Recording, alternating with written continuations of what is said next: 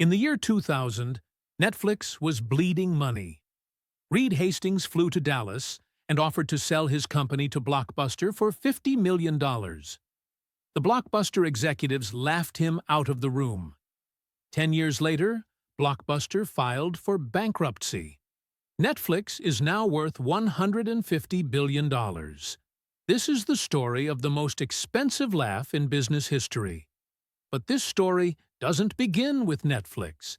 It begins with a $40 late fee and one man's burning frustration.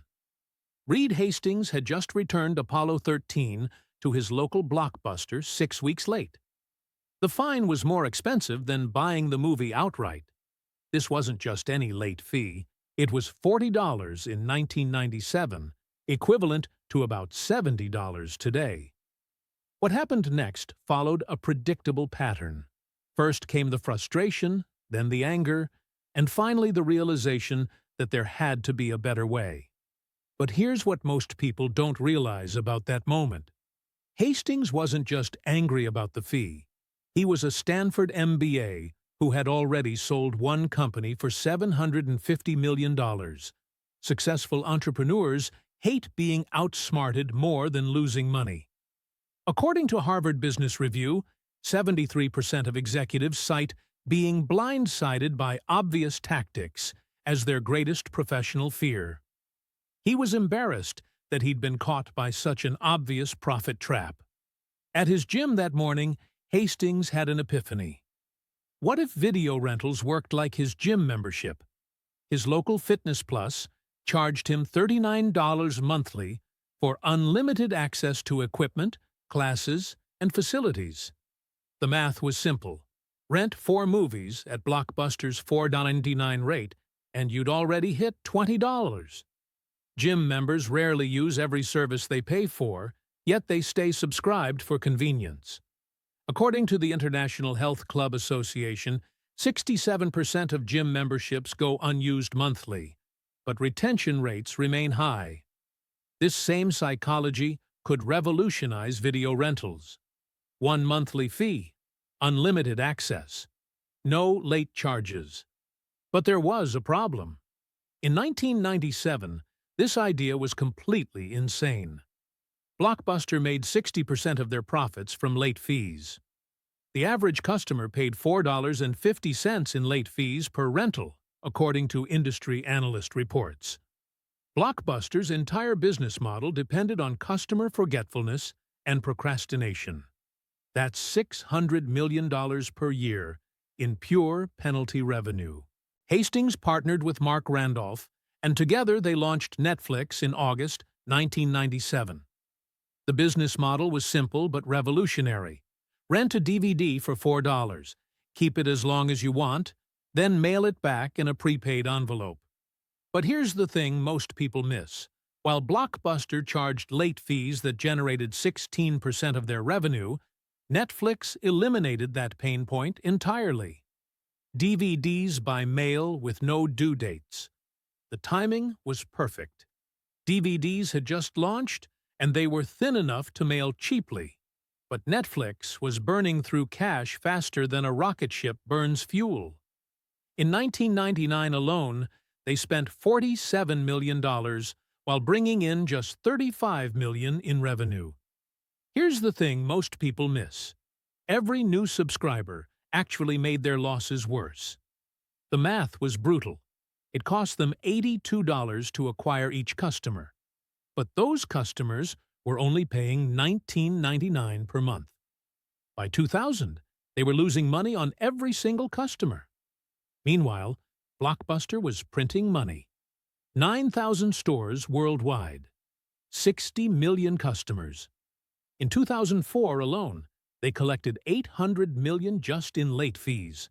That's more than many Fortune 500 companies' entire revenue.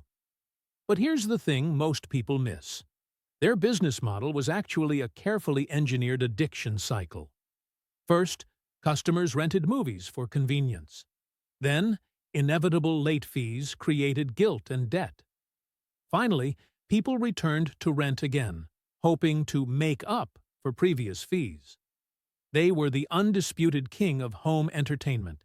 generating $6 billion in annual revenue. That's when Reed Hastings made his desperate play. He flew to Dallas to meet with Blockbuster CEO John Antioco. Netflix was hemorrhaging money, burning through $57 million annually, according to their 2000 SEC filings. But here's the thing most people miss. Hastings wasn't just seeking a buyout, he was offering Blockbuster the entire future of entertainment. The proposal was audacious. Blockbuster would buy Netflix for $50 million. Netflix would handle Blockbuster's online operations, while Blockbuster would promote Netflix in their stores. In September 2000, Netflix CEO Reed Hastings pitched this deal directly to Blockbuster's leadership team, offering a 49% stake for $50 million. But here's the thing most people miss. Blockbuster's executives actually laughed at the proposal, dismissing Netflix's 300,000 subscribers as insignificant compared to their 60 million customers. It was a perfect partnership that could have changed everything. The Blockbuster executives laughed. They actually laughed at Reed Hastings. In September 2000, Hastings walked into Blockbuster's Dallas headquarters proposing a partnership where Netflix would handle their online operations. Blockbuster CEO John Antioco dismissed the $50 million deal outright. But here's the thing most people miss. Blockbuster was generating $800 million annually in late fees alone, nearly 16% of their total revenue. They couldn't imagine abandoning that gold mine. To them, Netflix was a tiny niche player with a ridiculous business model. Here's what Blockbuster didn't understand. Netflix wasn't just a DVD company. They were building the infrastructure for the future of entertainment. In 2006, Netflix launched a $1 million algorithm contest to improve their recommendation engine by just 10%. But here's the thing most people miss. While Blockbuster's employees were restocking shelves, Netflix engineers were analyzing viewing patterns, predicting customer behavior, and building personalized experiences. While Blockbuster saw stores and inventory, Netflix saw data and algorithms. Netflix was collecting something Blockbuster never had: granular customer data. Every rating, every search, every pause was recorded. By 2007, Netflix had captured over 1 billion ratings from 6.3 million subscribers, according to their SEC filings. But here's the thing most people miss. This wasn't just about recommendations. Netflix could predict demand patterns, optimize inventory, and even greenlight original content based on viewing behaviors. They knew exactly what people wanted to watch before the customers knew it themselves. But the real masterstroke was still coming.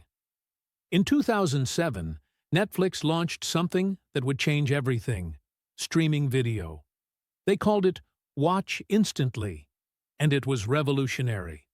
But here's the thing most people miss. It launched with just 1,000 titles, mostly obscure documentaries and older films. The technology worked in 3 steps. First, users selected content through their browser.